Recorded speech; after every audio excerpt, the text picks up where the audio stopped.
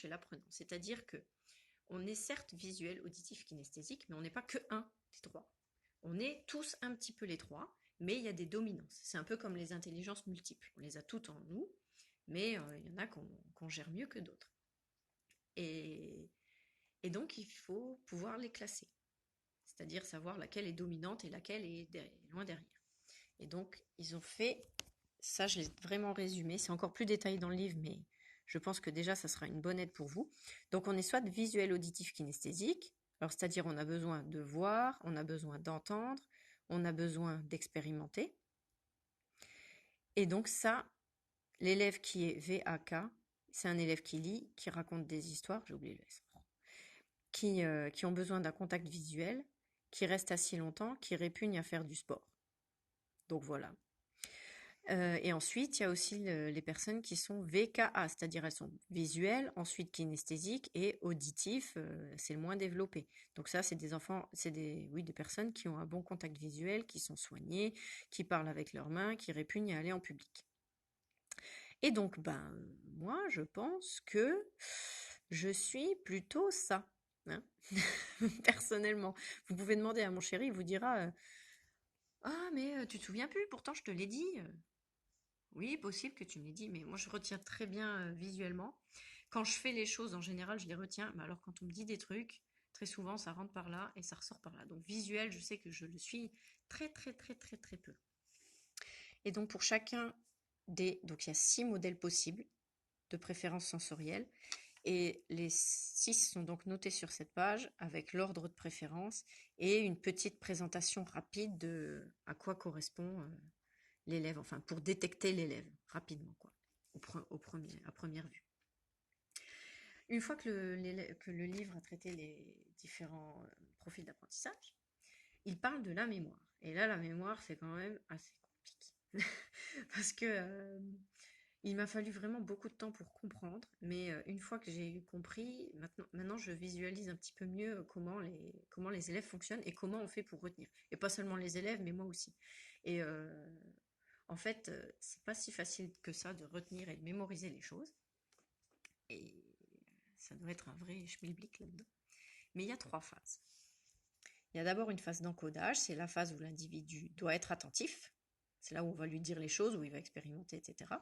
Ensuite, il y a une phase de stockage qui se fait souvent pendant le sommeil.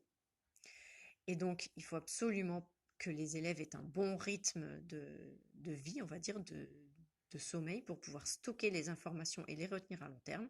S'il n'y a pas de sommeil, c'est déjà très compliqué de retenir les choses, mais malheureusement, sur cette phase-là, on peut difficilement agir sur la phase du sommeil en étant enseignant. Et il y a une phase de rappel. Donc la phase de rappel, c'est la phase où il est nécessaire de créer des liens. Donc là, par contre, c'est à nous de faire. Nous, on intervient, on va dire, sur les deux plus grosses phases, la première et la dernière. Et vous voulez voir comment ça marche la mémoire? Accrochez-vous, c'est parti. Bam! Gros pavé. Donc voilà, ça, c'est notre mémoire. Donc la mémoire, elle a 3 processus. La mémoire sensorielle, la mémoire à court terme, la mémoire à long terme. La mémoire sensorielle, c'est celle qui correspond au style d'apprentissage, avec le schéma que je vous ai montré tout à l'heure du cerveau, le traitement de l'information sensorielle. Donc ça, on l'a déjà vu. Cool, on a un truc en moins. Ensuite, il y a la mémoire à court terme, qui se fait sous 2 processus. D'accord? La mémoire immédiate et la mémoire de travail active. Attention, la mémoire à court terme, comme je l'ai précisé, elle dépend de l'intérêt et de l'intention, de la compréhension et des connaissances antérieures. D'accord? On peut pas, c'est pas parce qu'on nous dit un truc qu'on va le retenir comme ça sur le moment. La mémoire immédiate, elle peut retenir jusqu'à 5 éléments maximum et elle permet de réaliser des connexions entre les différentes informations qu'on a eues sur le moment. Et ensuite, il y a la mémoire de travail active qui, elle, est faite pour attacher des informations avec des liens qui ont déjà été faits. Donc elle va retenir sur le moment, mais elle va aller piocher dans des informations qui sont déjà présentes dans notre petite tête. Et donc la mémoire à long terme, nous c'est là-dessus qu'on va intervenir du coup, plus spécifiquement, parce qu'on aimerait que ce qu'on leur apprend à l'école, ça leur reste longtemps. Elle est de 2 types. Il y a la mémoire implicite, qui ne demande pas d'effort conscient en fait, et il y a la mémoire explicite, qui elle contient les souvenirs de faits et d'événements. Donc, la différence entre la mémoire implicite et la mémoire explicite, c'est que la mémoire implicite, c'est l'élève qui va vraiment se la créer. Nous, on va mettre en place les outils, et c'est à l'élève, par la pratique, de retenir. C'est à lui de retenir de cette façon-là. Donc, je vais commencer par la mémoire explicite parce que c'est la plus courte à expliquer. Si ça veut bien se mettre net. Donc, la mémoire explicite, elle est en deux temps. Il y a la mémoire sémantique et la mémoire épisodique. La mémoire sémantique, en fait, ce sont des souvenirs factuels, des moyens vraiment concrets qui permettent de retenir. Et donc, c'est les moyens mnémotechniques, voilà, qu'on utilise parfois en classe, à dedans par pour sur vers. C'est des petites phrases comme ça qui permettent de retenir les choses. Ça, c'est sémantique. Et ensuite, il y a la mémoire épisodique. Ça, c'est la mémoire des lieux et des circonstances dans lesquelles on a appris.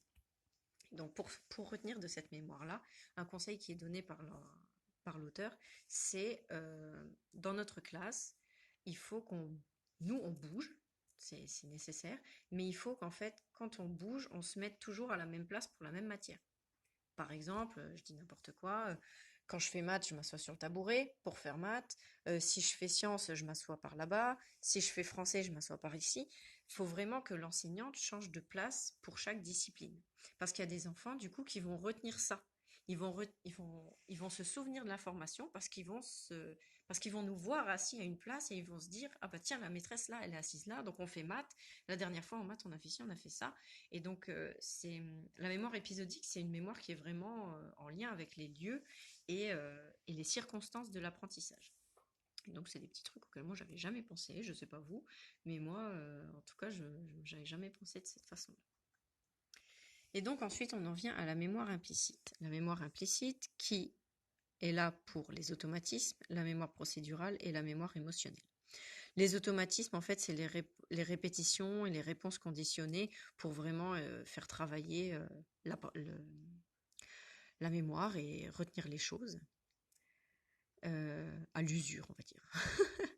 Et la mémoire procédurale, ce sont les mouvements qui font intervenir les émotions et l'ancrage social. Donc cette mémoire procédurale, elle fonctionne bien avec les élèves à besoins éducatifs particuliers. Donc mémoire motrice, mémoire non motrice, c'est en fait cette mémoire procédurale-là, c'est vraiment la mémoire qui est en lien avec la manipulation. Les élèves en difficulté retiennent plus facilement quand ils manipulent. En revanche, celle qui va leur poser le plus de soucis, c'est là où il faut jouer aussi, c'est la mémoire émotionnelle. C'est elle la plus puissante. Parce que l'auteur nous explique que les élèves se souviennent plus facilement des choses quand il y a une émotion qui y est associée. Donc les émotions, elles ont des effets sur l'attention, sur la perception, sur la mémorisation. Et donc nous, enseignants, on doit agir sur cette mémoire-là. Il faut vraiment essayer de rendre les apprentissages intenses d'un point de vue de l'émotion pour que les élèves retiennent. Alors attention, quand je dis d'un point de vue de l'émotion, je vous demande pas de leur faire sortir les Kleenex ou quoi que ce soit, mais c'est parfois juste, on fait une petite blague et puis ça les fait marrer. Et ben, sans s'en rendre compte, cette petite blague, elle va faire graver tout ce qui s'est passé avant. Et c'est la mémoire émotionnelle, c'est une sur laquelle on peut essayer de jouer pour faire vraiment retenir et ancrer les apprentissages dans la tête de nos petits loulous, quoi. Et ensuite, l'auteur fait référence à la taxonomie de Bloom. Alors ça, je ne connaissais pas du tout. C'est une classification, attendez que je ne me trompe pas, hein. C'est une classification qui est faite pour guider les enseignants dans leur volonté d'aider les élèves à utiliser et développer des habiletés intellectuelles supérieures. Donc en gros, la taxonomie de Bloom, elle est très très développée dans le livre. Elle est coupée en six niveaux. 6 niveaux, du plus simple au plus complexe, qui permettent aux élèves de retenir. Et pour chacun de ces niveaux, et pour chacun des styles d'apprentissage, il y a des listes de questions à poser aux élèves pour leur permettre de reformuler les apprentissages et de les ancrer. Donc les 6 niveaux, c'est d'abord demander à l'élève, attendez, Ça veut pas se faire naître, ça m'énerve. Donc le premier niveau, c'est connaître. Demander à l'élève de se souvenir des faits. Ensuite, on lui demande de comprendre, c'est-à-dire de formuler ce qu'il a fait, ce qu'il a appris. Ensuite, appliquer, on lui demande de, on va dire, remettre en pratique. Ensuite, analyser, c'est-à-dire à partir de tout ce qu'il a fait avant, il doit pouvoir fournir des déductions et donc une transposition.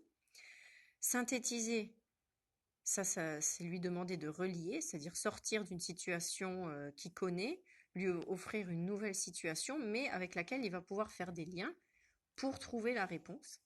Et ensuite, c'est évaluer. Là, on va lui demander de juger l'apprentissage, quoi. De vraiment s'évaluer tout seul. Donc ça, c'est du plus simple au plus compliqué. L'élève qui est capable de faire ça, qui est capable d'évaluer, de juger ses apprentissages, c'est un élève qui a vraiment bien mémorisé et qui a appris, qui a vraiment appris. Et donc, comme je vous disais, pour chacun de ces niveaux, dans le livre, il y a des questions claires, nettes et précises pour chaque type d'élève à leur poser pour leur permettre d'ancrer les apprentissages. D'ailleurs, je le dis en dessous, je m'en souvenais même plus. Et donc maintenant, une des questions qu'on m'avait envoyées par message privé, c'est oui, c'est bien joli les styles d'apprentissage, c'est sûr, il faut savoir que les élèves, quel est le style d'apprentissage des élèves, mais comment on fait pour le savoir. Et donc, là, c'est là où on rentre vraiment dans le concret. C'est dans le livre, il y a plusieurs moyens qui sont proposés. Tout d'abord, l'observation. C'est-à-dire on observe les élèves, on voit parfois de quelle manière ils fonctionnent. Dans le livre, il y a des tableaux entiers avec des caractéristiques pour chacun des types d'apprentissage qui permettent juste en observant les gamins, de savoir au moins approximativement quel est leur style d'apprentissage. Ensuite, il y a un entretien individuel où là, on discute avec l'enfant, on lui pose des questions assez précises qui sont dans le livre pour savoir comment il fonctionne. Ensuite, il y a le test de la distribution de feuilles. Ça, je vous l'expliquerai. C'est un test qui est décrit dans le livre. Il y a le questionnaire de modalité sensorielle. Donc celui-là, il est sur le blog parce que je l'ai retapé. C'est le test en fait que je vais faire à mes élèves tout de suite après les vacances pour voir si j'ai une bonne idée de leur profil d'apprentissage ou pas. Et donc il est directement sur le blog, vous pouvez le reprendre. Celui-là, je l'ai repris tel quel parce que je l'ai trouvé très très bien fait. Et il y a le test du silence. Alors le test de la distribution de feuilles.